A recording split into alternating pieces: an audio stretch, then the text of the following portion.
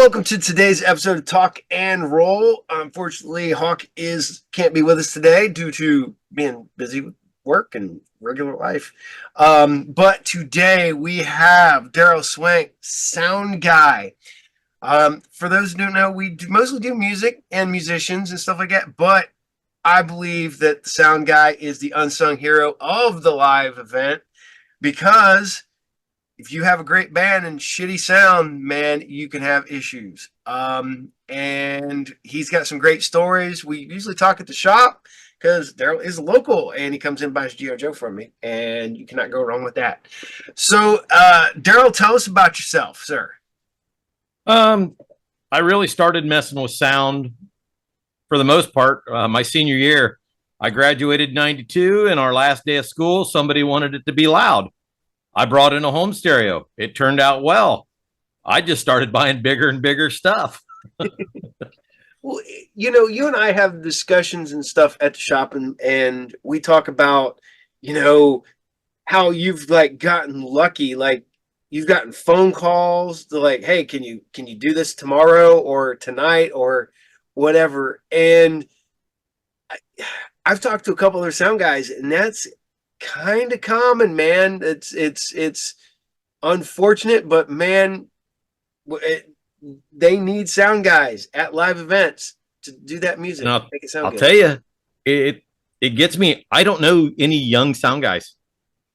That scares me.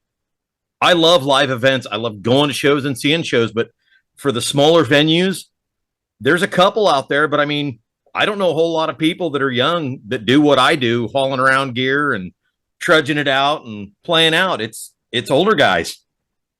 Yeah. And it's a shame because, you're going to just eventually get these guys who just show up with their laptop and an AI thing that they just hook up, and the AI will just adjust everything for them, and it'll be just okay. It'll be canned. Yeah, it'll be no different than, and it's a shame because with real physical people there, you can adjust on the fly. You can make that sound good. You can literally go up on stage and fix a bad wire or something like that. AI program can't do that shit. You might go up and change a mic, move it 6 inches one way, left, right, forward, back, and it'll completely alter the sound of a guitar or a drum. Yeah.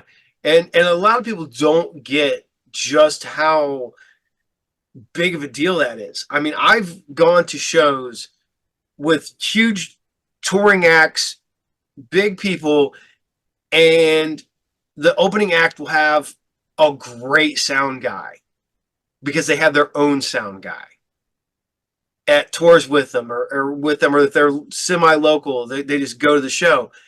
Then the touring act gets the house guy, and he don't know their equipment, they're touring and mine is I've seen Lita Ford dead towards the end of her set. 3 of her big songs, sound goes out. You can just see the sheer panic on everybody, but you just have the one guy just, and the people on stage are running around bringing her new mics, everything else like that. And I've experienced that. That would be horrible. I mean, yeah, it just goes from everything is going great to dumpster fire in a heartbeat. And it's get through the show, get the show done, and you do it the best you can with what you can do. Yeah. And I've also been to shows where I don't know if the sound guy could hear the show because I went and seen the band Dorothy. She's up there on stage. She's like, turn the bass down. Bass is too high. And it's vibrating and everything. You can barely hear her vocals over the bass. And she's going to turn the bass down. And it's just through the whole thing. And finally she's like, turn the fucking bass down. And finally it got through, but you're like, the lead singer is telling you and the guy is not doing anything. Matter of fact, I think he made it worse while trying because it was just god awful. I've seen stuff like that. What you were saying about a good band sounding bad and seeing different sound people do different things. Went to a show at Bogart's. Mm-hmm. First two bands come up. The guy that's mixing, he's just getting into it. It's super loud. The bass is just sounds like somebody's got a bucket of mud in front of you. The mids are just screaming hot. So I mean, it's a sonically not happy time. Yeah. I mean, it hurts to listen to it. I can watch a band and listen through the mains a little bit, and you can tell if you've got a good band or a bad band. Yeah. Because you know what the band's playing. But the first two bands, horrible. I mean, it just was, there was no, you couldn't pick the instruments out very well. The vocals were just crappy. All in all, it was just not a pleasurable experience. And, you know, me and my cousin, we go to concerts a lot, and we're sitting there going back and forth, and we're watching the guy, and he's just rocking out. I mean, we're about 112, 115 dB and of garbage. Finally, those two sets drop. Third band comes out. And we look over, and there's, you know, the guy was running a Midas console, beautiful console, but he leaves, and there's nobody there. And then the band's getting on stage. All of a sudden, out of nowhere, this little younger lady walks by. I'd say, oh, she doesn't look any older than 22. Super young looking. I notice she has a backpack on, and there's a baby in the backpack wearing earmuffs.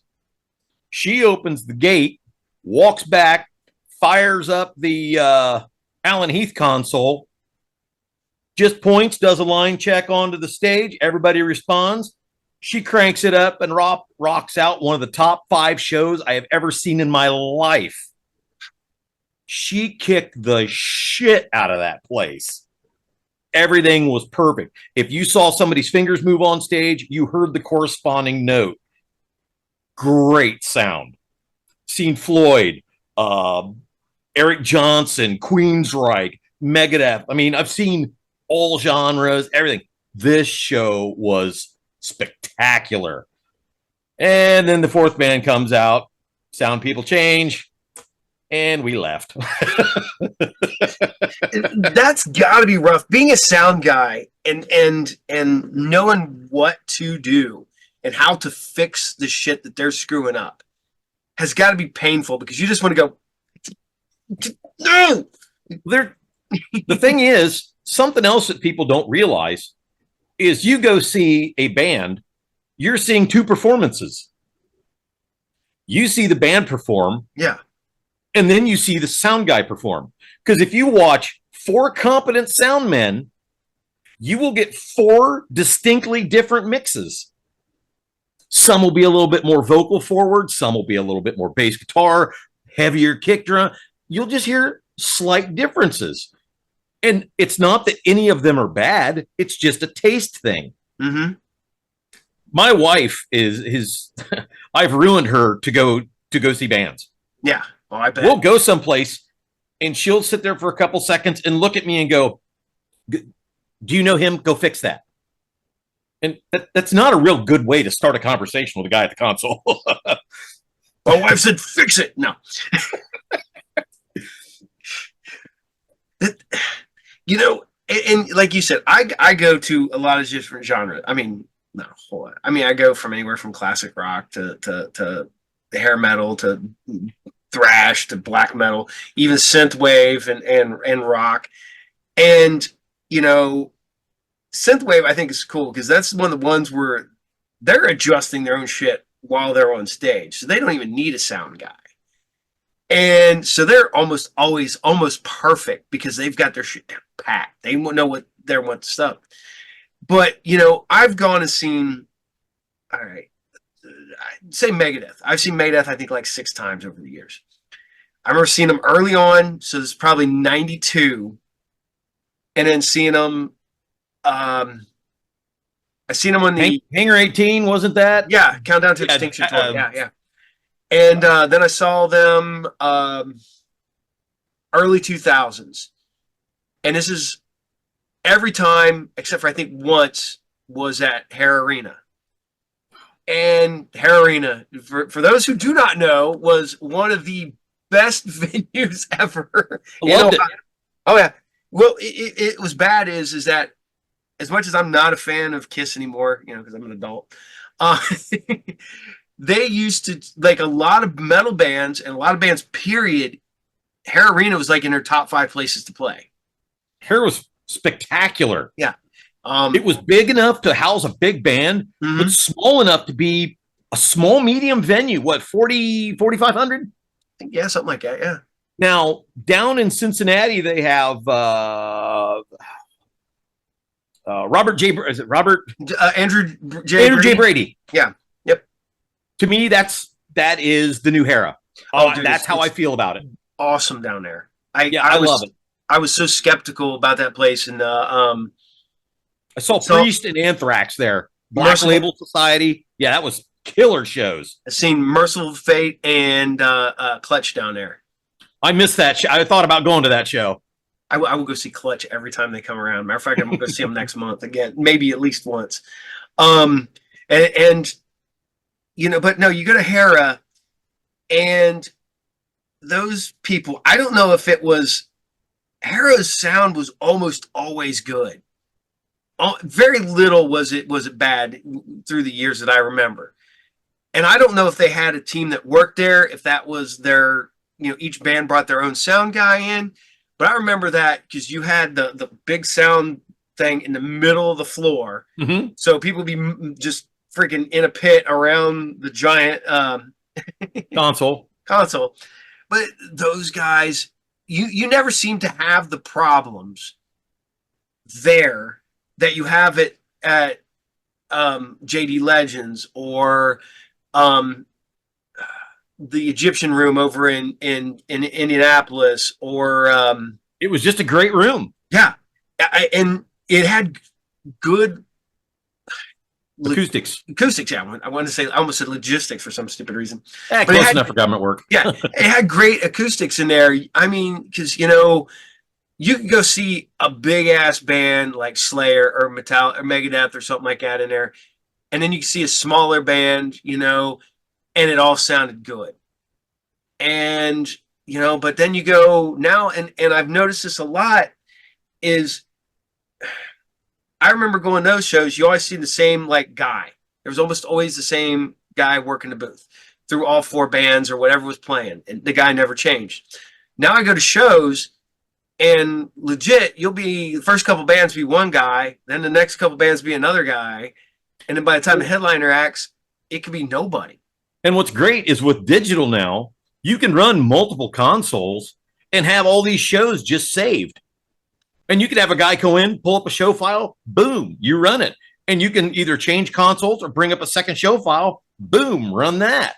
See, technology has just driven this so far, so fast. See, I was kind of wondering that, because I was like, because I just always wondered if you could just hit a hold button and hold all your, you can program all your settings, okay, this is the setting for Megadeth, this is the setting for Slayer, this is the setting for Ozzy, you just hit, and it would just be able to bring that up, and it would almost be instant. I'm pretty sure there's show files. I mean, I'll be honest, I still haven't convinced the wife to let me buy a $250,000 board. I mean, the bar bands I'm doing just ain't quite dragging in the bringing in that $250K a year. I mean, that's I figure 2 of them, maybe 2 shows a night, maybe, but just one show, that's a little rough. Yeah, but it's, I always just wondered, because man, and especially because you're changing locations, a lot of these bands change locations, and you could sound great at this location, horrible at this location. Horrible. See, have you done the goat cart track over in Versailles? No, I've been up there a couple times. I think that's Dave Ganger. I think is house sound up there. Okay, yeah, I've talked to him. Yeah. Dave's killer. I didn't know he was great stuff. But it's a lot of times you get bands that'll come in and they'll bring a sound file in, and because they've got a writer, and they'll say, okay, we need whatever console. And then they come in, they load in their sound file, and you've got a little bit of flexibility, but I'm not sure how much. It's like, this is our patented sound, and we want you to mix it like this. And I mean, I think it kind of falls into that. I don't know how many of them travel with a sound guy. I mean, unfortunately, I haven't quite worked at a higher schedule like that. I've worked with some interesting people, but yeah, because it's one of the ones where that's a building not built. That's why I asked, because that building's not built for band. Oh no, that's a go-kart track. That's a go-kart. And so if anything, it's there to deaden the sound because of the go-karts. And then you're putting bands in there and you're just like, I just want to know how that, I need to find Ganger and get in and just ask him like all these questions. Sounds great. Yeah. And that's crazy that they can make the sound good in a place where it's not made to sound good. Well, worst case scenario, you're deadening sound, so you're going to get less reflection. So I mean, you have less if you've got sound deadening material everywhere. All you do is you kill your reflection, and you can push a little bit more power. And God knows they run enough low end. I think they're running 6 of the quad 18s from Evie. Damn. 3 on each side. I mean, those are some power hogs. Yeah, I bet. Because I've gone to shows in weird places, old factories. The foundry down in Dayton, that was a foundry at one point, and they perform music, and the sound. I've seen bands there, and you would crystal clear, like going to like a big name, and then the next show was just god awful horrible because the sound's weird in there.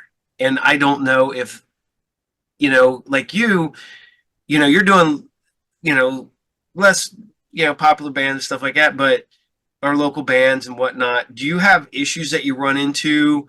Or just the building, there's good sound at a building. There's a couple bars that I go to a lot that, I'll go into them and I fight them.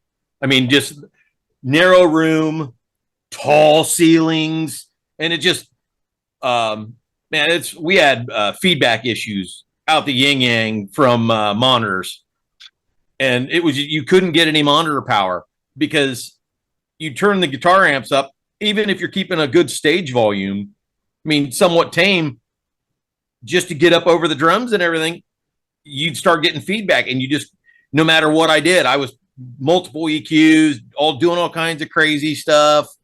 And I just couldn't beat it. And then I finally convinced them all to go to in-ear. Loving it. But yeah, your room, you'll go into a place and you go in and you tune your system. You do the best you can to get the best sound out of it. And it's a running joke I have with the bands. I said, look, you tell me what you want on stage. I will give you anything that I can give you on stage for your in-ears, for your monitors. I will do the best I can. After that, don't worry about what it sounds like. You can't hear the mains. You hire me to run your sound. Mm-hmm. As long as you're happy on stage, you hired me for me. I'll take care of the rest.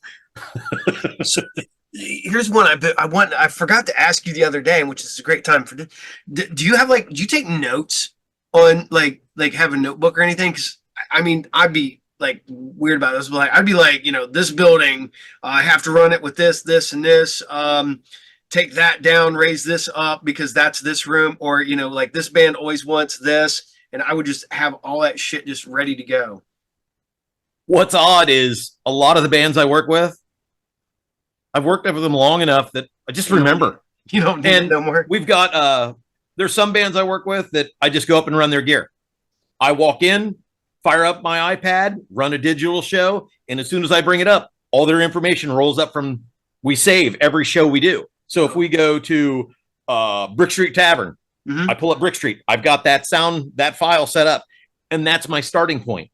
Because, crowd size, there's so many variables with sound. Yeah. Hell, temperature and humidity will change a sound. So, I mean, you use that as a starting point and you just go through and tweak it. So that way I've got at least something for all the little bars. But a lot of the times I'll just start out, as long as I have a channel sheet of what it is, I'll go through and kind of pencil in an EQ curve and stuff like that just to start with. And that way I don't have to have as much time. I wing it a lot.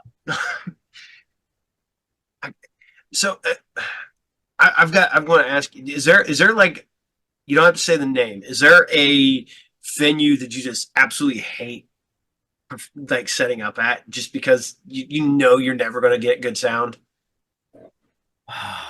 Let me think. There's a venue I can think of that I really dislike.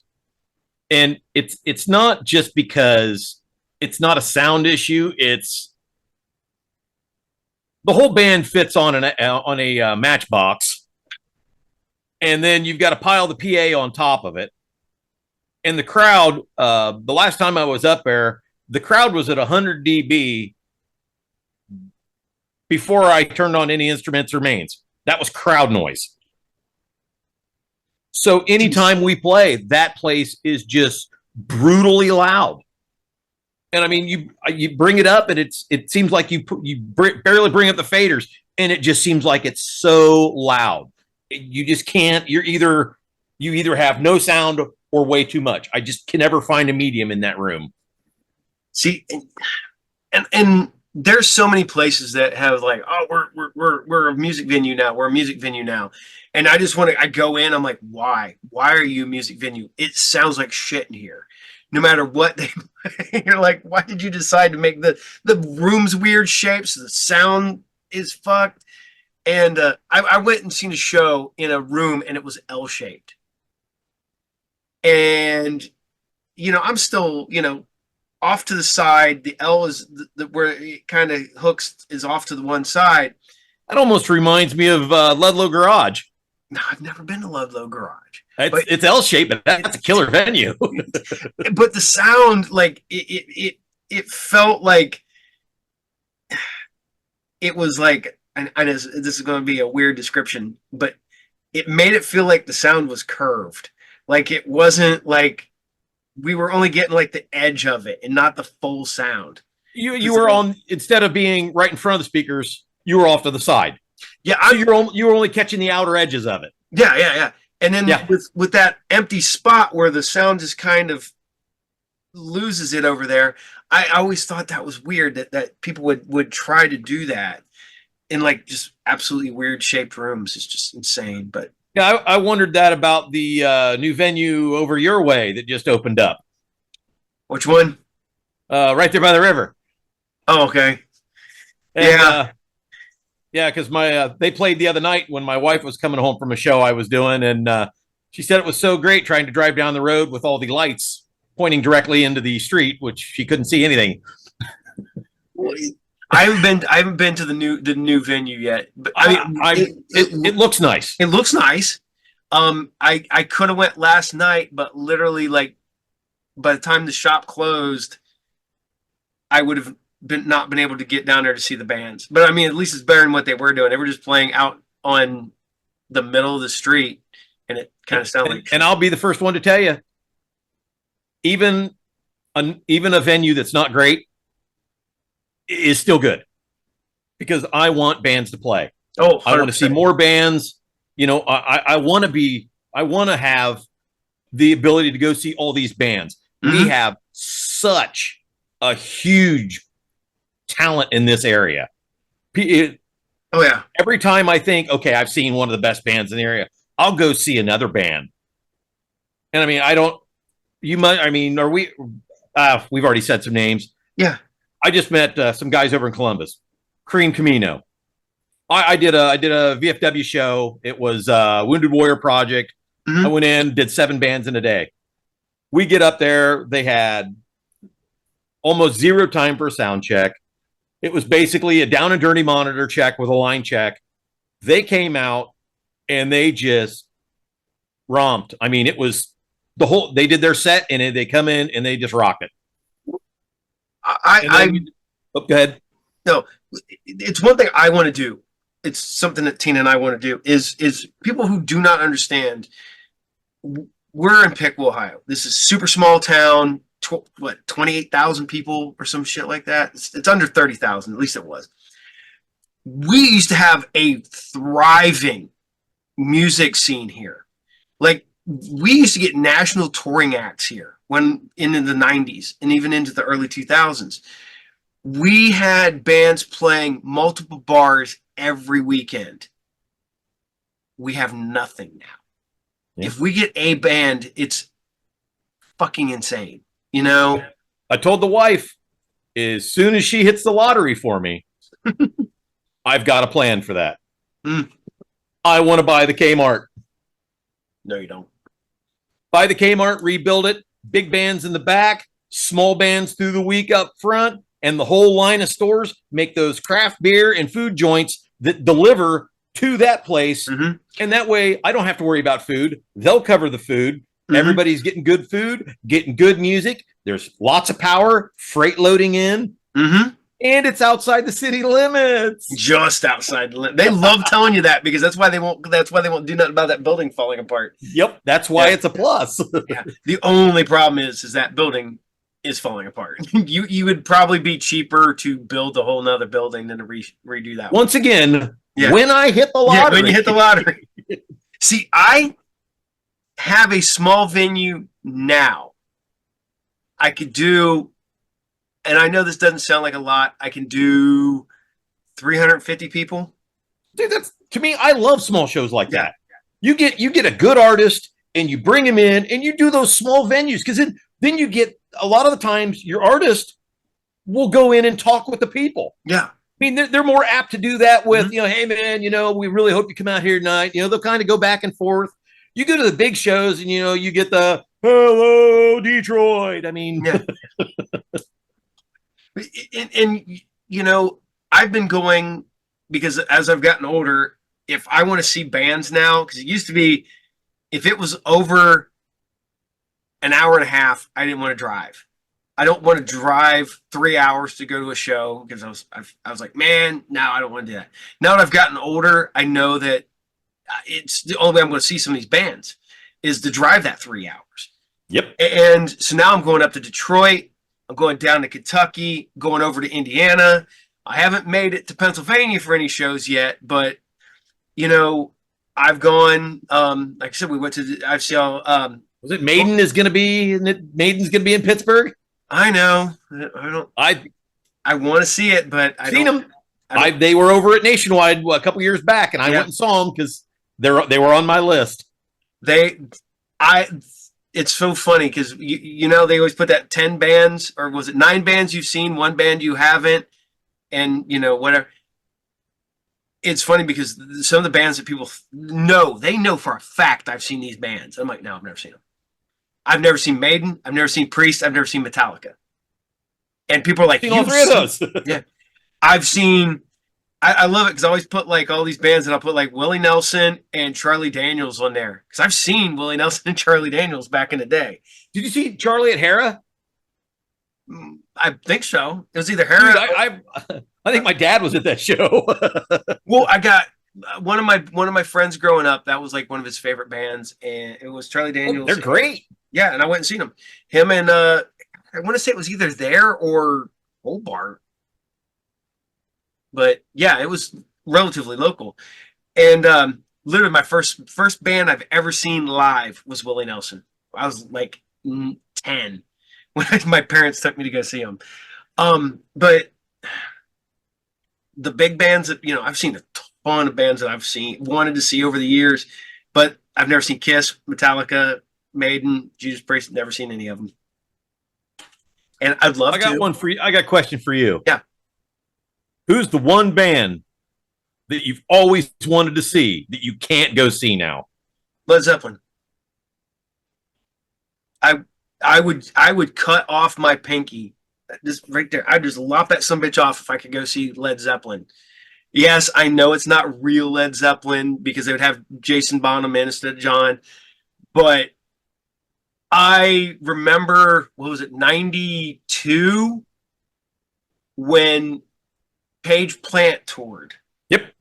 And I gave my buddy who went down. This is back when you would go wait at the arena or wherever and get tickets. He went down there and I gave him $200 in cash. Mind you, I'm working at a grocery store making shit money. That is like 2 weeks' pay. I saved up a bunch of money, gave him $200 to get me one ticket. He couldn't even get me one ticket because all those tickets were gone. The only tickets that were still available when he got there were like the $300 and higher tickets, and that was in 1992. And I've never seen him. And I always wanted to. It's one of my all-time favorite bands is Led Zeppelin, and I mean I've got to see bands that I thought I would never get to see in a million years. I got to see King Crimson, and yeah, I never thought that would be a thing. I always wanted to see Rush. I thought I'd have more time, and I missed it. I saw Rush. That was my graduation present in '92. I got to see him on the Roll the Bones tour. Not the best tour. Well, you know what? Tour was good. Not the best album. But I agree. Yeah, but that stage show was great. I Mr. Big opened for him. I can remember who opened for him. Oh man, I remember those guys. Yeah, because they played "Addicted to That Rush," and then Rush came on stage. So you made me think of something here. A while back at work, I'm talking to some of the guys, and we get a younger guy that comes in. So I mean, I'm 50 now, and I still act like a 12-year-old. But we're sitting there talking, and he's like, "Oh man, I'd really love to go see this band." I stopped and thought about it, like, yeah, I saw them. Oh, and this band would be great. Shit, saw them. Then we get to talking about it, and people just started asking me questions. I'm like, saw them. They opened for this band. Oh, yeah. I started realizing I've seen a shit ton of bands growing up. No, yeah, me too. Holy shit. Well, it's like, it's like my one buddy, Hawk, is normally the co-host. We were talking about, he's like, Pantera's one of his favorite bands. He never got to see them. I've seen them a couple times. I've seen them like at Hera. Yeah, I've seen them like 8 times because they toured and they always hit Hera. And they toured with everybody. The Greatest Show, White Zombie, Pantera, Megadeth. Yep, I was there. I was there too. Front row. Well, then we were real close to each other because I got up there. We got there running late. And Zombie was just hitting the stage. And we were coming across the parking lot at a dead run. And they start playing, and you can hear it outside. Oh, yeah. Like it's a car stereo. Well, you remember there'd just be people hanging in because they knew they couldn't get tickets or they couldn't afford it. People just hang out there and just listen. And they didn't run them off, which was insane, because they would run them off now. So but what got me was Zombie was loud. Oh, yeah. Pantera comes out. They were louder. Megadeth comes out, and holy shit, that was loud. I would like to credit them with the 4,200 kilohertz ring in my ear. This is one of my favorite things I told people. I saw 3 bands in 4 days, and I want to say, I know the last band was Gwar, and I'm pretty sure the other 2 bands were Megadeth and Slayer. And I had to work, which normally I didn't work Saturdays. I had to work that Saturday. So this is, I went to shows all week long. Friday night was Gwar, and at Bogart's. I came home, basically just took my Gwar clothes off, hopped in the tub, got cleaned up, slept on the couch, got up, went to work the next morning. And I couldn't hear anything at all. All I heard was beep. And so my boss is sitting there and he's just like, and I'm just like, and I did my normal job. And I walked, because like at the end of the day, I could start hearing again. And he's like, "You were acting weird today." I was like, "Dude, I couldn't hear shit." He's like, "What?" I was like, "Dude, I couldn't hear anything you said all day. I just did my normal job and hope that that's what you wanted me to do." And he's like, I was like, "Dude, I went to 3 concerts 4 days." I was like, "This is the last one that was last night." I was like, I couldn't hear anything. That's crazy. And I could hear like, it was like, but the scariest one, and I can tell you this one, I can even tell you the band. I think it was still McGuffey's at the time. Tina and I went and seen OTEP. I had forgot a CD in the car. Well, I knew the guy, and he's like, yeah, just run out to your car real quick. Because, they close it so you can't run in and out at a certain point. And I was like, I'll be right back. So I run out to the van. I'm digging in the van to get the CD. And I look up and I'm like, man, I got quiet. And I can see people walking around. I can see cars moving. And I realize I can't hear anything at all. Like nothing. And in my brain, I'm like, well, this is it. My hearing's gone. It's gone. I'm deaf now. And I'm just I start kind of panicking a little bit, but like almost that, like, you're screwed already. So why panic too much? So I'm like, all right, well, I guess the last thing I hear, I get my CD, I get my poster, I walk back in. As I'm walking back in, I'm almost to the door. I can hear a crackling in my ear, like paper. And then I start hearing people, and I hear that, and I'm like, okay, that's not bad. And I come walking in, and Tina's waiting in line, and I'm like, and she's like, I can see her go, what's the matter? And I'm like, I can't hear. And she's like, do we got to go? And I'm like, I can see her mouth move. Do we need to go to the doctor or the hospital? And I'm like, give me a minute. And as the night, and we're waiting in line, and I can hear the crackling a little bit louder and a little bit louder. And all of a sudden it's like pop, and I can hear again.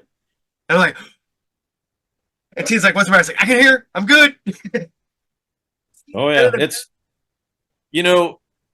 growing up, everybody always said, hey, be careful with that. Got to watch it. It's the truth. When I do big shows now, I will pack earplugs. I mean, you don't have to sit there and drive them all the way in, but it's good just to knock it down a little bit. My hearing sucks now from years of working in factories and going to concerts and stuff. So if I want to hear anything, I can't wear earplug. My wife, I always love this analogy because I'll be sitting at the table doing something and she'll talk to me, and I'll be watching a video or something on my phone, and I will hear nothing. Just that phone. Yep. And I didn't even notice it because like when I'm running sound, I will watch a band and I'll sit there and watch long enough. I can hear the bass, and I kind of tune everything else out, and I kind of tune it in. And then as I lose focus on that one instrument, it starts blending in. So, I mean, I can hyper focus, and I think that's really helped that I can do that. I mean, yeah, my wife will talk to me and I won't even notice it, but yet I can hear a mouse fart on the stage during a set and complain about it. The fun, that's got to be the hard part, is just doing small shows and picking up just fucking people in the front row. I mean, you've got to be able to get that, right? I mean, it just depends. I mean,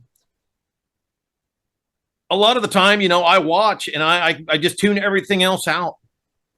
I mean, it's what it is. When I go to a show, I go in and I am a train wreck from the time I drop the door on the trailer till the time the music starts. If I'm working on something, somebody talks to me as I'm working on something, I will turn and, it's nothing personal, but I'll chop somebody's head off, basically tell them shut up, because I am focused on tuning something or getting something straightened out. And, I always have to apologize to people because I don't want to be a dick. But at the same time, you give your all to the show. You got to be a dick, because you got to be like, hey, dude, if I don't fuck with this, the sound's going to sound garbage. Yeah, I mean, but I also, as much as I like being joked around about the Grumpy Old Soundman's Club, I've dealt with some grumpy old soundmen that I don't want to be in that club. Well, we're the same age, 50. We graduated. I don't think we went to high school together. We both. Nope, I went to Bradford. I went to Pickwind and Sydney. Yeah, I was in Bradford the whole time. And I can read. Yeah, and you can read. I graduated from Sydney High School. Hey, you want to be the best? I graduated from Sydney High School on the honor roll. Can't spell on a roll. Yeah, honor roll. Yeah, it's honor. ONAR.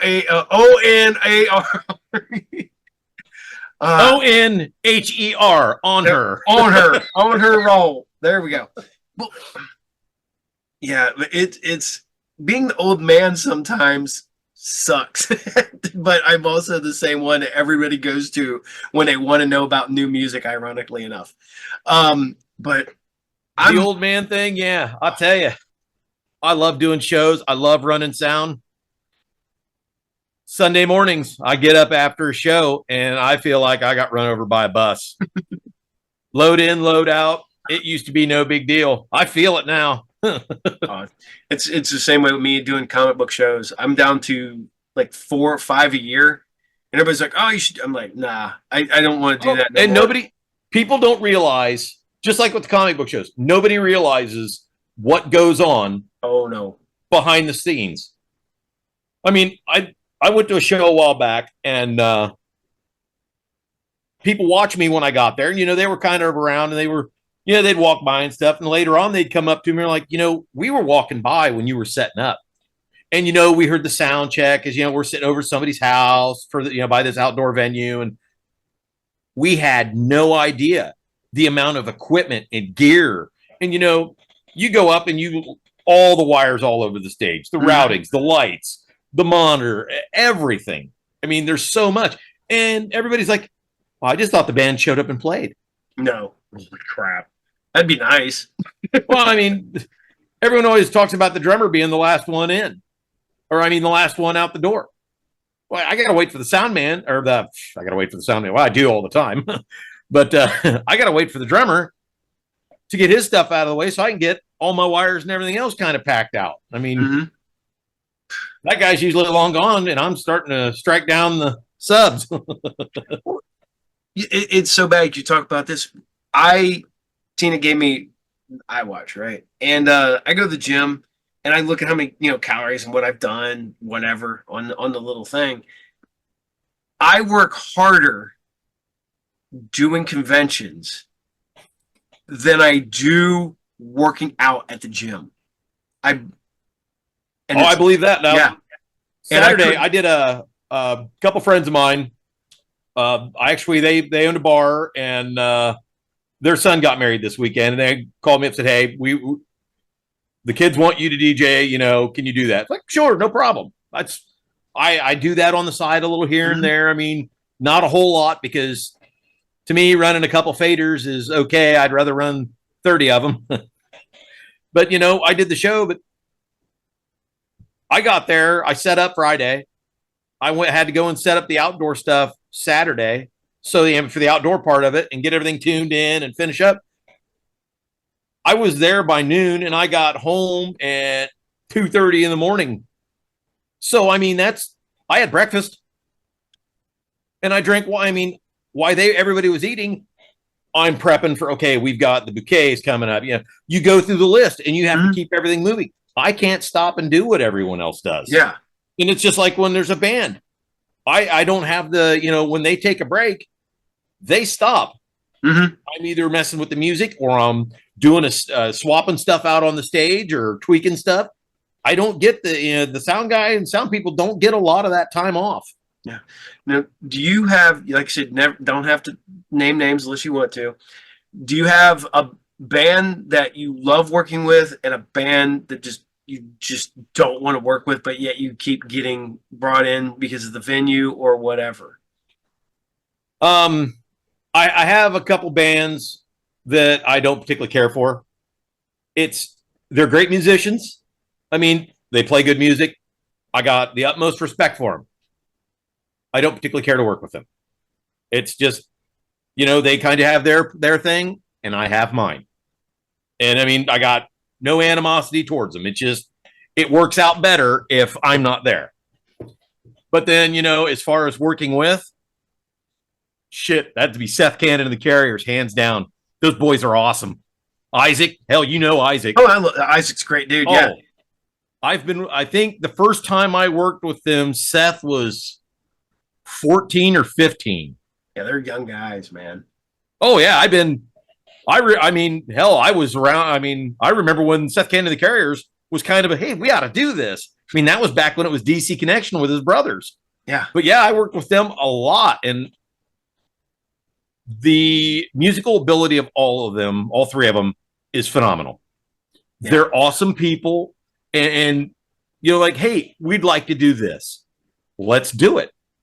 I mean, they helped me grow as a sound guy because they started out, here's one of your great sound stories.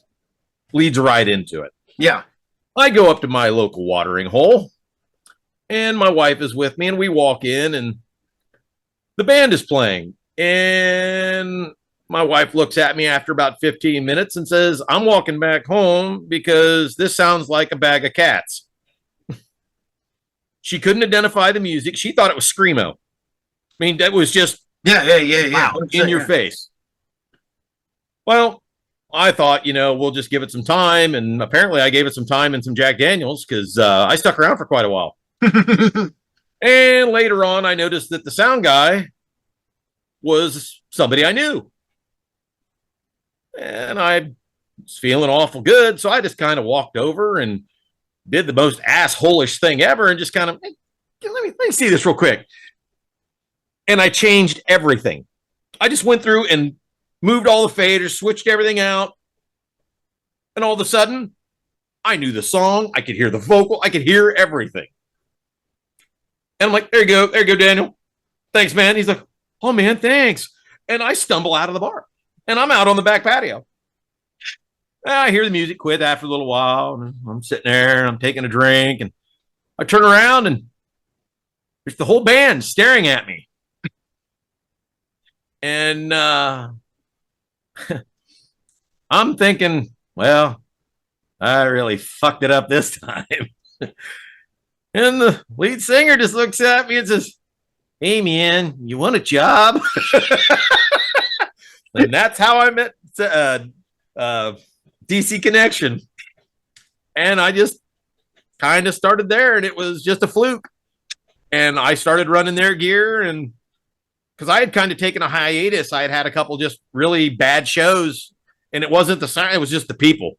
I took a 2-year halt. I did nothing.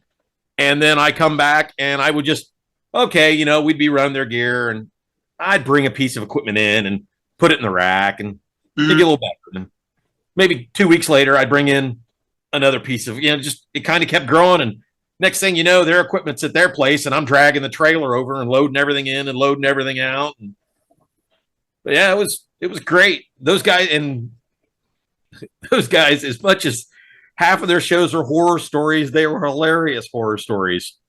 See, I love hearing horror stories, and some of the horror stories are like horror stories, and other ones are just goofy as shit. Oh yeah, I mean, I've been lucky enough. I've had some really shit shows with people, but then again, I mean, a lot of the stuff is just, we're local bar bands. We are not on. I mean, one of the bands I work with, they had a problem with timing. Show starts at 9. Oh, dude, we'll be there by 8:50. No problem. So I've got everything set up. They roll in, they drop all their gear off, and then I'm up there scrambling around for the last 5 minutes, jamming mics in, plugging everything up, and they're like, okay, we doing a sound check? I said, no, see if it's on. Line check, let's go. And that was it. As long as we had power, we ran and they went. And I'll tell you, I'm better for it. It's the festival style. I mean, you've got so many minutes between sets. Yeah. That trained me. Well, it's got to, because, man, I mean, we used to go to the Mug and Jug all the time. Mm-hmm. The Mug and Jug had bands every Friday and Saturday nights. Every Friday and Saturday night. I was just there and saw Come Hell or High Water. See, I know they reopened, but I have driven by there on a Friday or Saturday night, and there was nobody in the parking lot. I'm like, did they open? That place was packed the night we were there, but those guys are awesome too. Yeah, but and what's kind of cool is there's still those bands that are local that have a good following. And Oh yeah, yeah, and Ladder. Those Ladder, guys have a holy killer following. crap. Those, yeah, I mean, I've been over in Columbus, down in Cincinnati, up in Michigan, and there was a dude standing in front of me at a show in Michigan, and he had a Ladder T-shirt on. I've I'm been like, lucky enough to work with those guys a few times. I mean, it's funny because I'm a small scale sound guy. I mean, yeah, I am not large, but man, I'll tell you, I cannot believe some of the talent that's around here that I've had the pleasure, and that's truly what it is, the pleasure of working with. and it is. It's like I said before, we had a phenomenal live music around here, and we still have the bands. They didn't go anywhere. They're just playing further away because they just can't play local. Dayton's rocking it these days. Oh yeah, I mean, shit. I remember back in the day, you could go to Sanctuary. You could go over to Club Panama. You could hit the hell, now you got Blind Bob's. Yeah, Blind Bob's. Yeah, I've been Canal Street. Yeah. And holy crap, there's bands. I mean, I've seen good, big touring acts at Blind Bob's, and that place is all tiny. I think Blind Bob's might be smaller than my shop.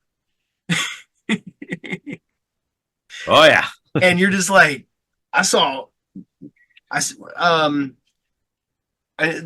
seen Grand Mastodon, Neon Worship, and Mount Salem there. And that was when all three of those were on the, well, not on, but out there. They were touring. Oh God, I'm trying to remember a couple of the bands that I seen there, and but they were either they were big or they had like split off of bigger bands. Mm-hmm. And like I saw, I can't remember the name of it, but they were like half of Monster Magnet at Blind Bob's, and I can't think of the name of the band now.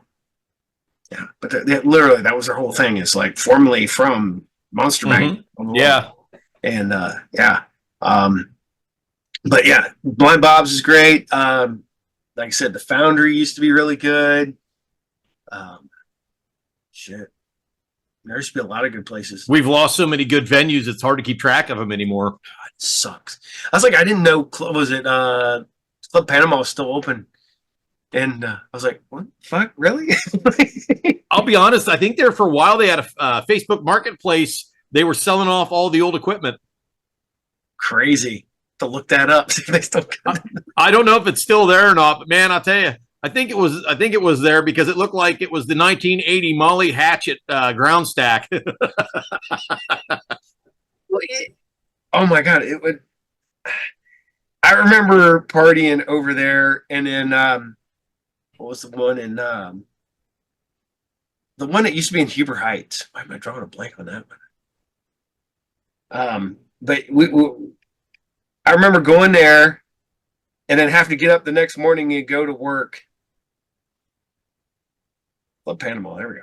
And we closed that place down, and I just slept in the parking lot at work.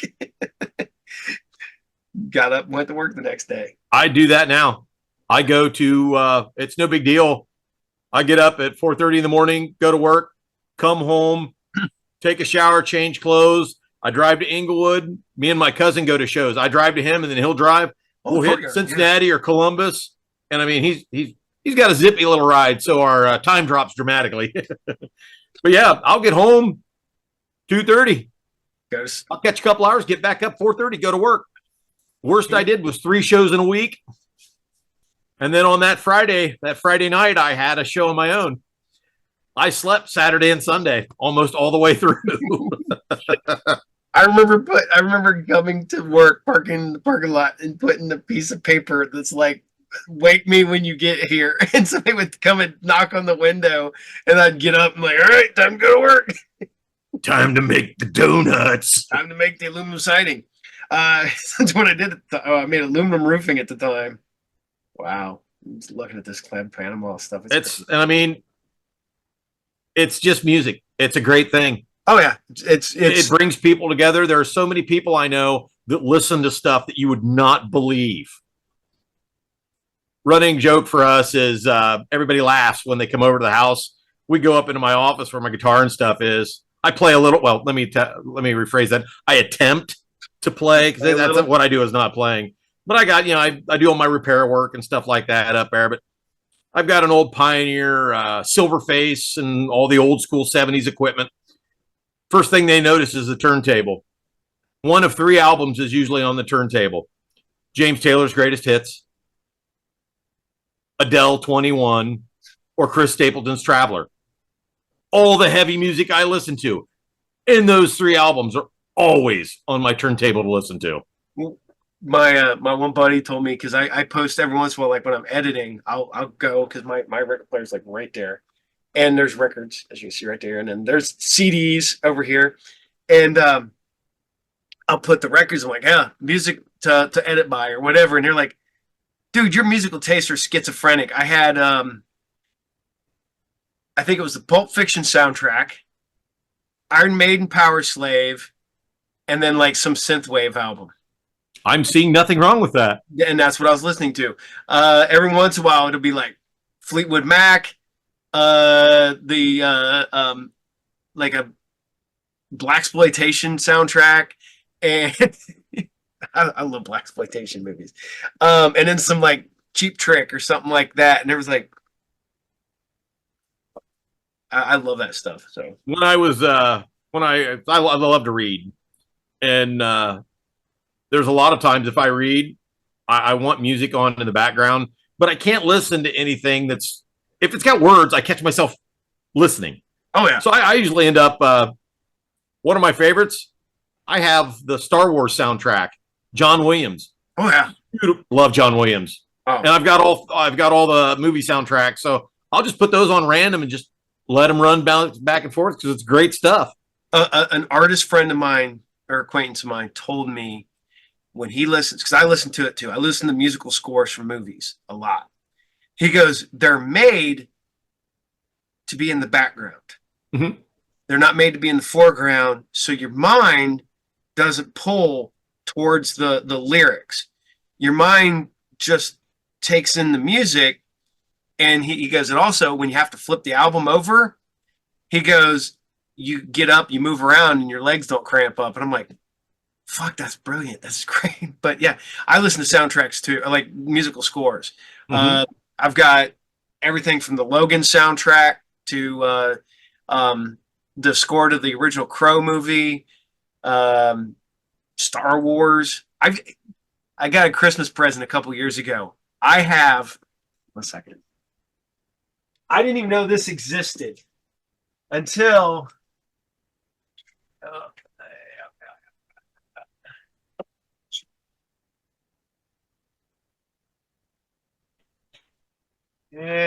I'm not gonna. Damn it. I need to put these in order. Nope.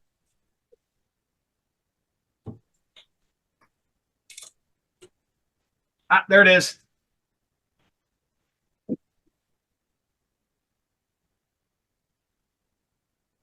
Ewoks music. That is from the made-for-TV movies. Oh, I remember that. Yeah, I got that for, I think, Christmas last year or the year before last. What was? I can't remember the girl's name. I just remember the damn show. Yeah, but yeah, it's this one side is the Caravan of Courage, the other side is Battle for Endor. And I had that. That's what I was. No surprise that you have some obscure album. Oh yeah, I can. I'm assuming you're probably gonna get the soundtrack for Logan and or Wolverine Deadpool. and Deadpool. Yeah, that really rocked. There you go. I have Robert Johnson on vinyl, and this one it's music from the motion picture The Goat Man. It's music for a horror movie that doesn't exist.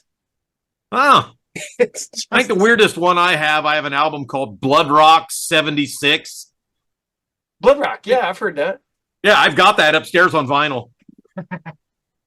And I've got my dad's old album collection, so I mean I've got some killer tunes up there. Oh yeah, I got some of my dad's stuff. I got some of my some other stuff, but I've got stuff, crazy stuff. Like I got Frank Sinatra. Me too. That I got that over there. My grandmother just gave me some of her old albums, which let me tell you, there was some interesting shit in there. Ooh, I have. But I did get the I can't think of his name now. He was big band out of the 40s. Shit, died in a plane accident. They were crossing the channel and he went in. I cannot think of his name now. It's big band music out of the 40s. Yeah. But I've got all his stuff. And there's like 4 or 5 albums that's put together from different shows. It's beautiful stuff. The my grandma gave me, she had a Victrola. So one you had to crank and you put the 78s on there. And I still got a couple of 78s. And this music came out in probably the 1920s. And I couldn't say the names of any of the songs on this podcast without being shut down. Oh, I'm sure. Yeah, because yeah, and you listen to them and you're just like, what? You know, I'm like, this is like early 30s, late 20s, early 30s, and you're just like, either A, they're dirty as hell. And it's stuff you would never, it's like Two Life Crew was tame. Oh yeah, or they're offensive as shit. You're just like, what the? My grandma was like, you can have these. I can't hear it because she put them on to listen to them once when she bought it. And I was like, oh, yeah, okay. And I put it on my record player. And I'm like, what? I'm like looking at the year, like 1932.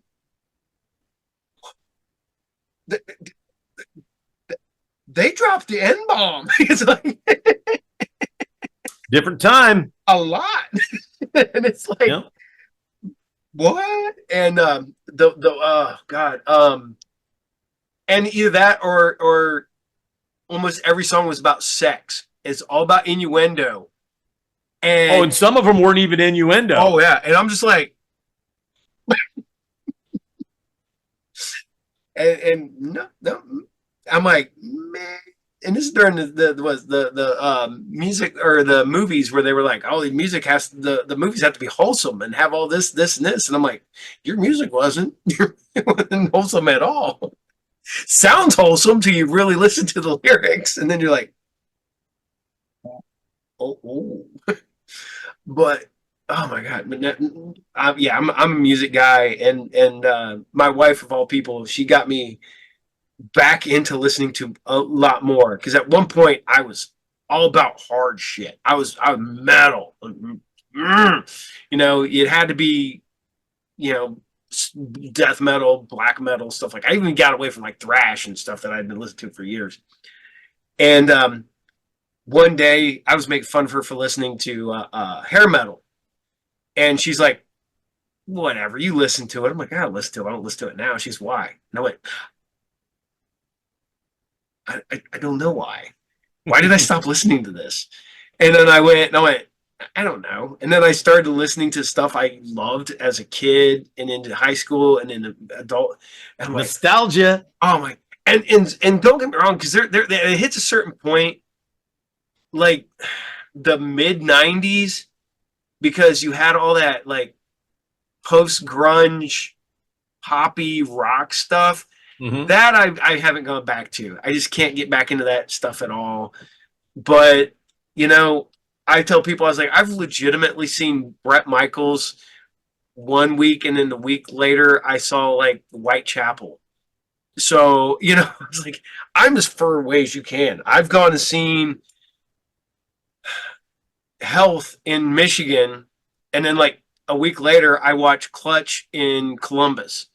I've seen a synthwave band and then Clutch, and then I went and seen another different metal band, and I've seen it, and I'm like, why did I cut myself off from good music? And now I'm like, I listen to everything. I'm like, hell with it. What was your favorite show? My favorite show, all-time favorite, Rob Zombie. Great stage. Really? Holy shit! All the stuff, the stage show, everything was hell of a showman. Hell of a showman. And every time I've ever heard him, he sounded good. Oh yeah, he's never sounded bad. Last year, I think I saw him down at Riverbend with who opened? Not Horton Heat. He's the tour of Reverend Horton. Ministry. See, and Alice Cooper. That's who it was. Yeah, Alice Cooper. Oh yeah, because I was Alice Cooper Ministry and them. Mm-hmm. The last time I got to see Rob Zombie was at the Rose, but I had seen him a bunch of times before that. I got to see them. I got to see between White Zombie and Rob Zombie. I've seen him 10 times. I got to see him twice on what I didn't know at the time was White Zombie's farewell tour, because I was there to see the Ramones on their farewell tour. Oh, I missed them. That would have been a great one to see. I saw them in Cleveland the day before Thanksgiving, and then we saw them at Dayton and Hare Arena the day after Thanksgiving. I had already gotten my tickets for the Cleveland show because they hadn't announced Hera yet. And I'm like, dude, I'm going. I got to see the Ramones on their farewell tour. So we got our tickets for that. And then like a week later, like, oh, no, we're going to do Dayton. I'm like, well, I guess I'm going to Dayton too. So I went and got my tickets for that. And I've seen them. Like I said, back in the day, people don't realize that they were always at Hera. White Zombie / Rob Zombie was at Hera a lot. Oh, yeah. Same way with Megadeth, Pantera. I got to see Sepultura before they broke up. I got to see Biohazard before they broke up. The one that really freaks me out is that I was supposed to be at the Damage Plan show. Oh, that got shot. Villarosa? Al Rosa, yeah. Al Rosa. I knew it was something like that. I can never remember the name. We couldn't get a babysitter. Oh, that's it. That's the only reason we weren't there. My boys that are now in their 20s were little at the time, and a friend of ours was like, "Hey, man," he goes, "I got these tickets. You want to go?" I can't go. I'm like, "Well, let's see if I can get somebody to, my mom to watch the kids." I think it was on like a Wednesday or something. It was on a weekday, so I couldn't really. And of course, nobody wanted to keep the kids till fuck all like 2:30, 3 in the morning. And so I had to bounce on the tickets, and then that's the night Dimebag got shot. And it's crazy to think of that. That's the only reason that I wasn't there, is I didn't have a babysitter. Easy. I was like, I'd have to say my favorite show I've ever seen, hands down, I saw Pink Floyd at Ohio Stadium. That'd be badass. Oh, never seen Pink Floyd, dude. It was unbelievably good. I think it was Division Bell Tour. Ooh. When that album came out, and what was that? We went. TUE had the tour, the bus rides over. Me and my buddy. It was the day before that tickets were going on sale. It was the second time around, I think is what it was. They used to sell them at. Yeah. Down off 741. So at like noon, the day before they went on sale, we drove down. And we're like, okay, we're getting in line this early, and we're going to have this. We get down there, and there's 15 people in front of us. And we're a damn day early. So we get through, and we go through the whole line. We stay up all night. And let me tell you, that was a party in and of itself in that line. People were having other people drop off food, drinking in the park. It was a good time. But I buy the ticket. Buddy gets his ticket, and we're good to go. And then like a couple weeks later, they said, okay, now we're going to open up the rest of the tickets. So I said, okay, let's see what we can do here. So I went down and I bought 8 tickets, and it was for me and 7 of my friends. We all went down, all chipped in, got tickets. So I took my ticket on the bus and gave it to my dad for Father's Day, which he had a really great time until the guy behind him heaved all over him. On the plus side, those security guards went through the dude's wallet and gave Dad enough money to buy a new T-shirt. I've seen some great shows. I have some horror stories. Do you remember when TUE used to have the free shows? Yeah. Back when they were a good radio station? Yeah. We were at this is the weirdest lineup that I think you could ever put together. Richie Kotzen, Typo Negative, and Jackal. That's pretty out there. They gave away more tickets than I think Hair Arena could hold. So, usually when you would go there for a show, the floor wasn't completely packed full. Floor is completely packed full. Every seat is full. There's people walking around, and you know that they don't have a seat because they're just no place. I have this guy, and he's comes up to me, and I'd gotten separated from my group. And I'm trying to find my way back to my friends and stuff. And this guy's sitting there. He's taller than me, big guy. And he's like, well, you got to be fucking around my girlfriend. I'm like, who's your girl? I don't know you. I don't know your girlfriend. I'm here with my girlfriend, And he's sitting there and he's like, whatever. And he's like staring down at me and stuff. And I'm watching and I'm like, dude, I don't know you. I don't know who the hell you're talking. I don't know who you're going for. It's not me. And I look down and I see his hand. And as soon as I saw his hand start to ball up, I grabbed his shirt and headbutted him. And he comes back, and as soon as I see, I'm like, nope, wham, wham, and I just started headbutting. Like the third time, I feel his nose just go, and it just right here. So I'm just like, I just done. And next thing you know, security's grabbing me, security's grabbing him. They're pulling us apart.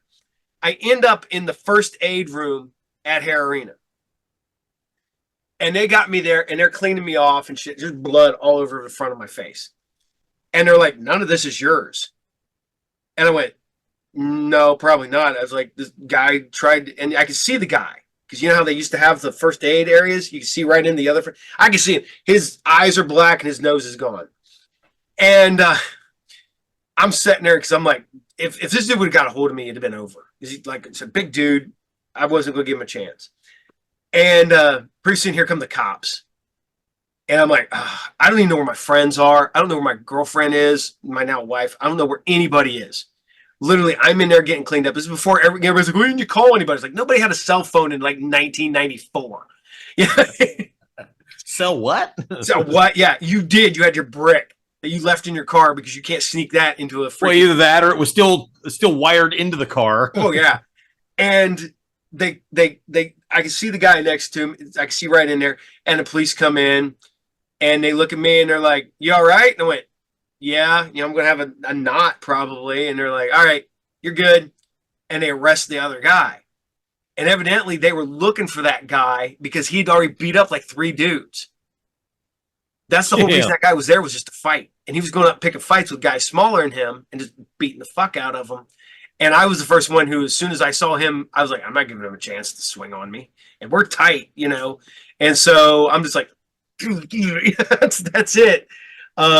Yeah, that was that show. And then another show, which I cannot remember it was. I had a guy that I'm front row, dead up against the guardrail at the show. And I got my arms kind of pinned. So I'm up against the guardrail, doing this number. And I'm trying to, like, you're doing this or whatever. This guy comes up behind me and tries to pull me out from in front of him in a freaking sleeper hold. And I'm like, trying to, get this guy off me. And finally, I'm like, fuck it. I'm like, oh. And I bit into his arm. And I remember my teeth coming together. So I take a chunk out of this dude's arm about that big around. And as soon as it hit my mouth, I'm like, and I start puking up blood and bits of fucking dude. And the security guard just look at me. He's like, you all right? I'm like, because that guy's screaming, holding his arm, and he's gone. And the security guy just hands me a napkin, and I'm like, good to go. Good to go. But and it's bad because I tell these horror stories, but I wouldn't change it for the fucking world, man. The all great 9 Inch shows Nails. Hera. Never all 9 saw, Inch Nails. I didn't get to see them. most brutal show I've ever been to. Everything was all calm. You know, I can't remember who the first band was. It was no big deal. Got the break. Nine Inch Nails comes out. The lights go out. I was way up front.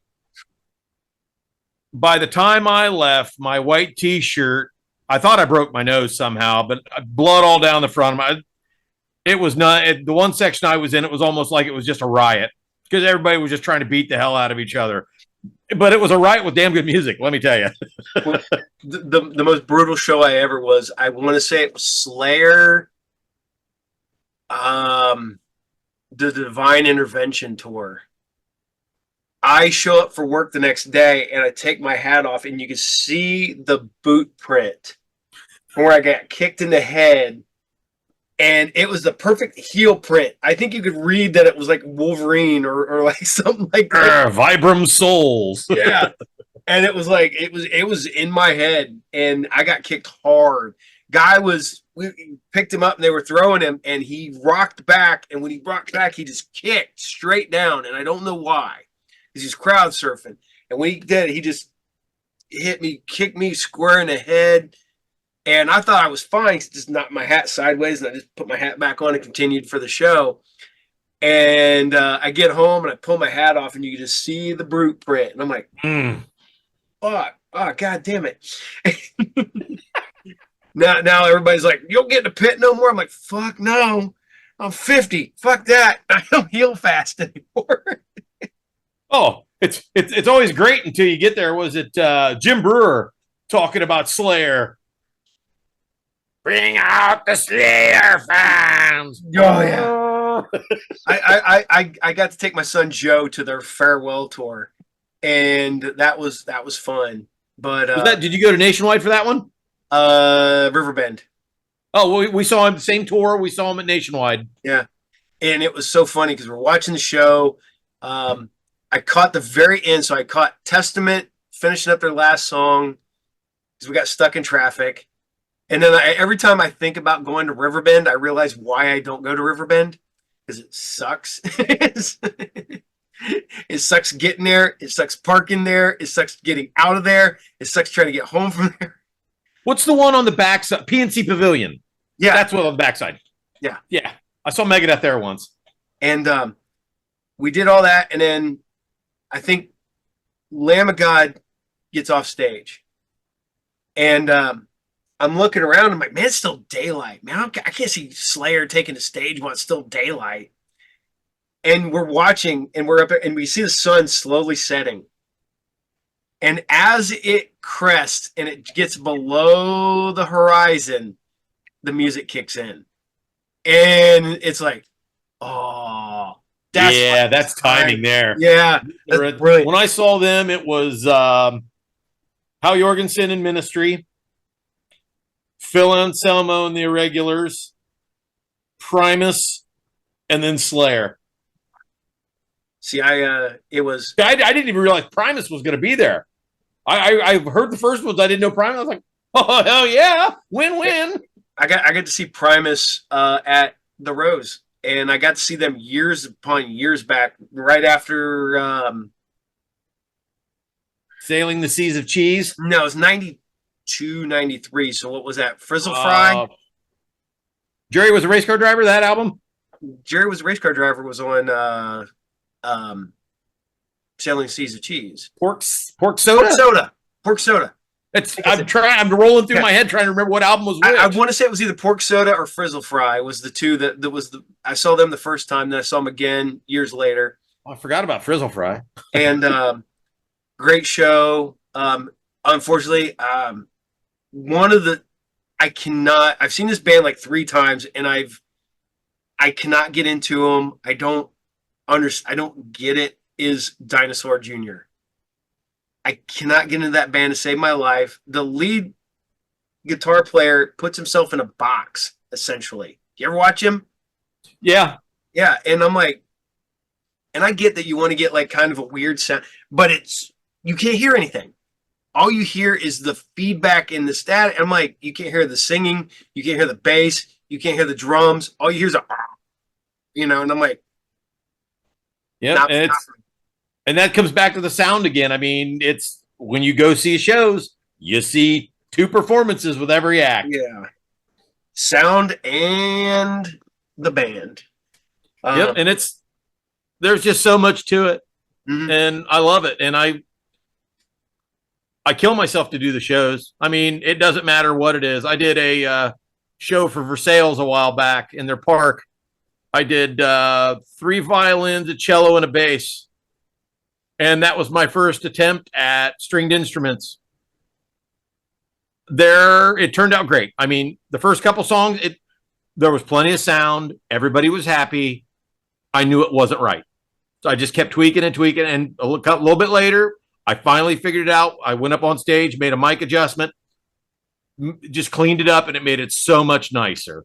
And I mean, it amazes me to this day how just little things, slightly adjusting a mic, will clean up a sound. One of the last shows I just saw recently, it was the opening band was it Rose Garden Funeral Party was the name of the band. They're out of Texas. The guy gets up and just he's the drummer, and they're like between songs, he goes around and just moves his drum mics just a fuzz. And suddenly it went from being almost overpowering to, and they made no adjustments anywhere else. It was just like, like, okay, move it like 2 inches to the left. And then suddenly it was like, boom, that sound came through better. You could hear the vocals with the beat and everything. And it was like, and I'm like, look, and no, it was just that guy just moved that one mic just slightly on his drum mic, and that was it. You watch videos, the easiest way I can say, if people want to watch, if you watch videos on YouTube, like how to mic a guitar, and they'll show you, put your mic about this far, but then, start at the edge, listen to that tone, move it to the middle, listen to that tone. Now move it to the very center of the speaker. You get 3 distinctly different tones. And as you pull it back and turn it, or you put the mic at an angle, you get completely different sounds. So, I mean, just depending on your mic placement, you can get different tones. On a snare drum, if you tilt it right to the edge or move it farther out, you get more attack. It's really wild. It's so crazy that all it takes is a little slight adjustment, and it can make the world of difference. If you're making huge adjustments, there's more than one problem. And I think I've been to shows where you could just see the guy like make huge adjustments, and it just made it worse. And as I always say, it's the difference between Marvel and DC movies. Marvel makes slight error corrections. Okay, well, this movie didn't quite work. A little bit. DC was like, this movie didn't work.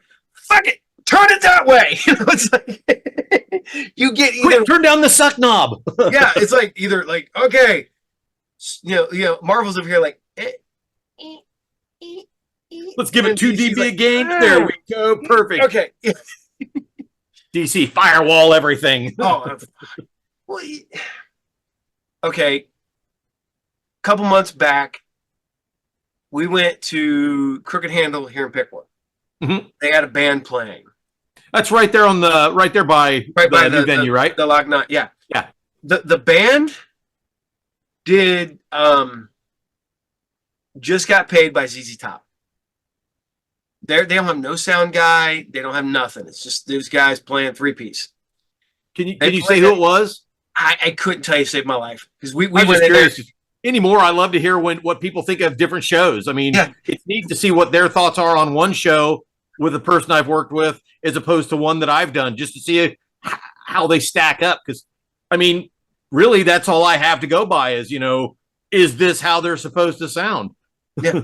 And mind you, that building is not built for sound at all.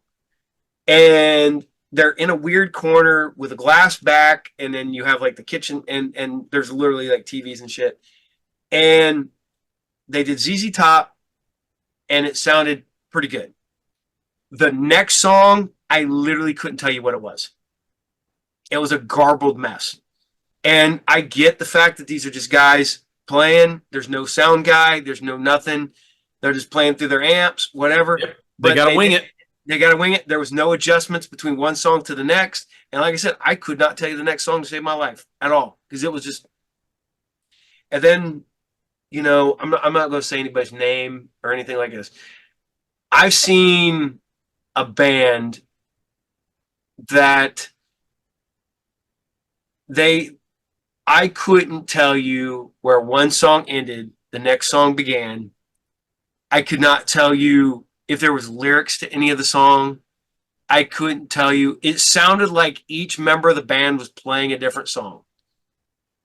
And I don't know if it was on purpose or if it was a bad sound guy or if that's how that guy arranged it.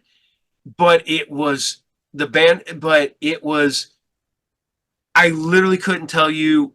It sounded like one song, garbled mess.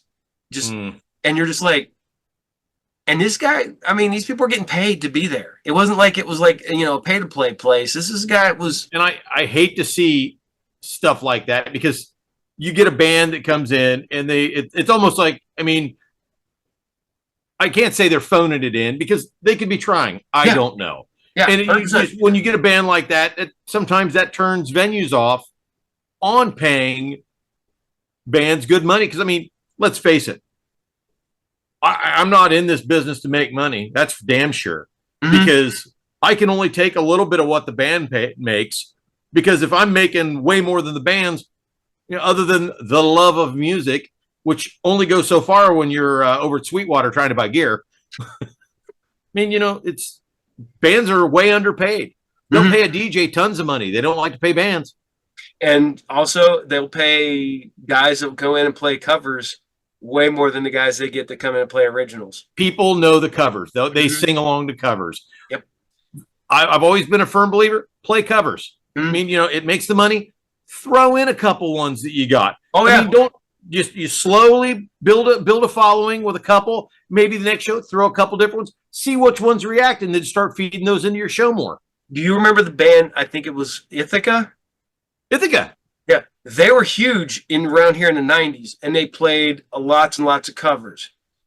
And they would like sneak one of their songs in occasionally. And I remember being at the Mug and Jug the last night they were going to do covers. They're like, this is the last night we're doing covers. From now on, we're doing only our original stuff. This bar is jam-packed. Outside's packed. The patio for people smoking's packed. Every place in there is packed. 1 month later, they're back there. They're only playing their originals. 10 people. Crickets. Yeah, maybe 10 people. And I'm like, I looked at the guy and I'm like, you did it wrong, man. I was like, you should have weaned them off. You should have done like, oh, you were already doing your like songs. I was like, but man, say you do 40 songs a night. Once an hour, whatever. How long are you there? Just slowly roll it in. Slowly add one. Get them used to it.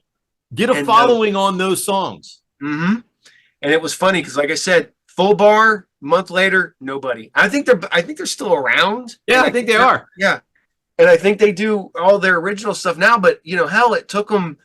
I guarantee you, I think it took over a year before they got a crowd back. Oh like yeah, any size, and it was never as big as it was when they did covers. Ever. You made me think of another tour story. Played at a bar here in town, and usually we played in the back, which is a weird room in the back. I've been playing in there forever. I can go in there and just set up, and I even if the PA is someone else's, I can go in and tune that for that room. No big deal. Yeah. You know the room. Yeah. Well, for some reason, they decided to put the band in the other end of the building, which, okay, fine. How bad can it be? We get back there, and they had moved the pool tables out, and then I realized the drummer is sitting right up against the full plate glass wall. And, you know, I love the guy to death, but Captain Caveman plays the drums quieter than he does. I had the system tuned up for a regular show. Yeah. I now have learned that I will tune a system to go as stupid loud as I can push it, so I have it. Because that night, the loudest instrument on that stage was the drums, and I couldn't compete because it was so much coming off that glass. Oh yeah. It ended up, I just basically I kept the kick drum in, pulled everything else out, brought a little guitar up and the lead vocals. And I just pushed the shit out of the lead vocals. And it was almost not enough to get over the drum kit. Wow. And I mean, it was just thunderously loud because that whole room was it was like a big shiny box.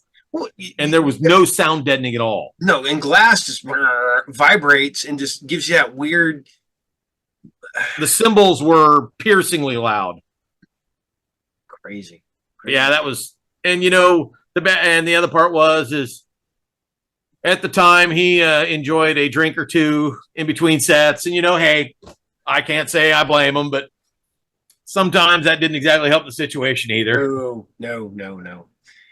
I've watched guys get that free beer for playing, and next thing they're hammered and can't play. Or they sound like shit. The thing that gets me is there's only one venue I drink at when I work, and that's the one in town.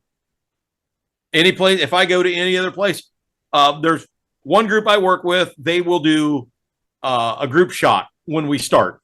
Mm-hmm. Right before the show starts, I'll do one shot, and that'll be it all night. And then, but here in town, I'll relax a little bit. It's funny because I still get nervous running sound. Yeah. But the worst ones are really big shows with bands I haven't worked with, or just the big regulars at my hometown bar, because it's like home field advantage. You don't want to lose home field advantage. Oh, no, definitely. And I really do. I get nervous about shows because it's what I enjoy doing, and I stress over it. There's times like if it's going to be when I did this, was it last week, 2 weeks ago? I did Snafu and 8-Ball up in Versailles. I was going through listing out channels, figuring it all up, trying to figure out how to get this to get the fastest changeover between sets. Mm-hmm. Because that's the worst thing is dead air. Yeah, 100%. Yeah. I started out, I had two guys singing, a cajon, and a guitar. And then I jumped right into Snafu. And then I jumped into 8-Ball. And it was a Friday night, so it's not like I had all day to set up. Yeah. I got off work at 2:30, got home, busted ass back up there at the truck and trailer after getting cleaned up. It was 3:30, 3:45-ish. Show starts at 7. Everybody else is showing up around 5. So, I mean, it was just it got crazy. It was pretty much a quick rough sound check. I mean, basically no music, just let me hear what it sounds like. Fine. Check levels, line check, go. Okay, yeah. Yep. The first Snafu, the first couple songs were rough. I mean, I went from 2 singers, a cajon, and a guitar to a full band. Yeah. That took me a couple songs. Great. And I had that set up on one side of the digital mixer. So they were all set up and they're kind of self-contained. And then when I got done with that, it was all the mains were the same, but I had the same issue with the second band, which was 8-Ball. And those guys came out and man, it fell in that everything why the first band was playing, I got them straightened out. I was going through kind of filling in holes here and there and guessing what things would sound like. I got pretty close. So they came out right out of the box and it sounded good. Nice. Well, I don't want to keep you too much longer because you got to get up early in the morning and I got to go let the dogs out. But dude, this has been a fun episode. I love this. Oh, it's great, man. I love doing this. Hopefully we can get you back on when Hawk's in here so he can have more questions. Oh, hell yeah. I've watched enough of his videos. That's just cool. Yeah. And because there's so much that I'm learning because of sound and knowing full well, because like I said, I've seen shows with good sound, bad sound. I've seen them where they're, that they brought their own people in. You can tell when they brought in outside people. And, I've also seen them chasing the sound the entire show. Oh, I know. The best advice I ever got, there was 2 guys that told me. He said, you know, when I was starting out, they told me it's not the gear, it's the ear. But at the same time, good gear is really helpful. Oh, yeah. And the second one was from a buddy of mine who he had actually did some touring as a roadie. He told me the most important thing I ever learned as a sound man on my own. If it has wheels, use them. If it doesn't have wheels, put wheels on it. Yeah, 100%. Because, man, you're dragging that shit around. I've seen the best thing ever. A couple shows ago, the drum kit didn't get broke down. They Load it in a case. Just put it in a case. Flipped the wheels, hooked this little hook on it, and dragged it off. Oh, and yeah. Like, hot damn, that's fucking brilliant. Well, we did a free show in town. I donated my time and got some bands, and the city has our park, and we hire one of the Miami County sheriffs. He comes in and he kind of keeps track of the park for us. Mm-hmm. But we have him. He sets up kickball games. I mean, he really keeps the kids in the community, gives them something to do. Yeah. We're a small community. We don't have a lot of neat stuff for kids to do. So he kind of keeps them there. And, you know, it also keeps everything kids out of trouble at the same time. Yeah. But me and him, we put together a show. He gets in some food trucks and we talk, and our Bradford Pumpkin Show. They have a trailer that's a stage. Yeah. We bring it in. I set up the whole system, and I thought I was doing a show up north this year, but got a little bit confusing. They thought I was doing something. I thought I was doing it. No big deal. It worked out. I was exhausted that night anyway. But anyways, I did an 11,000 watt show in Bradford just because I thought it'd be fun. Little tiny. Apparently, you could hear me all over town like I was on your front porch. But to be honest, Bradford is not very big. But yeah, that's fucking no, awesome. It's not. But no, that's with clarity. That's fun. Clarity and power right there. Hell yeah. Yeah. And what's great is I do that show, and then like a week later, I've got 2 speakers on sticks with a guy with a guitar, and it's the same trailer full of gear. It's like this is so much different than I'm used to. Holy shit. But hey, man, anytime you want to get me back on, I will be more than happy. Yeah, this is a great time. Yep. I don't even care what we talk about. It's just fun. Heck yeah, man. And yeah, so I will let you go, sir. And this may not drop this Thursday. It may drop this. I got to see it because I got a show tomorrow, the film. Shoot me a text. That way I can watch it. Yep. See my smiling mug. Get to see it. So it'll either be this Thursday or next Thursday. So cool. It's one of these weeks. So yep, and we'll be back to normal. We're slowly getting TalkNRoll back to normal. I had to take June off because my con, I was worn out. I took from my other show. I took that's what you were saying the last time we talked. And now I'm playing hell because I had 4 bands lined up for July into August. 2 bands got tours and 2 bands got studio time. And I was like, I understand. Go with the tour, go with the studio time because that shit's not cheap. So run. Yeah. I was like, we'll get back together later. So hopefully, I've already talked to a couple of them. We're going to come back around, and then I got one for tomorrow at 8:30, and I just contacted them a little bit ago, and we're all set to go with that. And yeah, I figure I'll be over here within the next week or 2 anyways. I think I got another one coming in. Yeah, you'll have G.I. Joe here soon. And yeah, so I'm gonna let you go, and then I got a question to ask you before we're out of here. But I will talk to you soon, sir. And everybody watch TalkNRoll. We'll be back. We're back, technically, kind of, I guess.